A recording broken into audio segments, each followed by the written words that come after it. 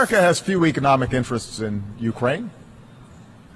We recognize the deep and complex history between Russia and Ukraine, but we cannot stand by when the sovereignty and territorial integrity of a nation is flagrantly violated.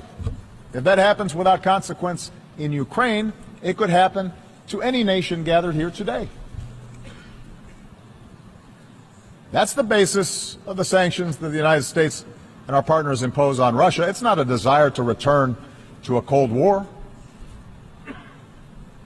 Now, within Russia, state-controlled media may describe these events as an example of a resurgent Russia. A view shared, by the way, by a number of U.S. politicians and commentators who have always been deeply skeptical of Russia and seem to be convinced a new Cold War is, in fact, upon us. And yet, look at the results. The Ukrainian people are more interested than ever in aligning with Europe instead of Russia.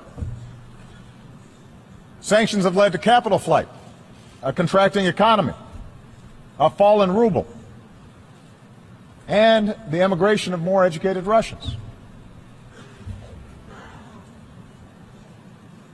Imagine if instead Russia had engaged in true diplomacy and worked with Ukraine and the international community to ensure its interests were protected.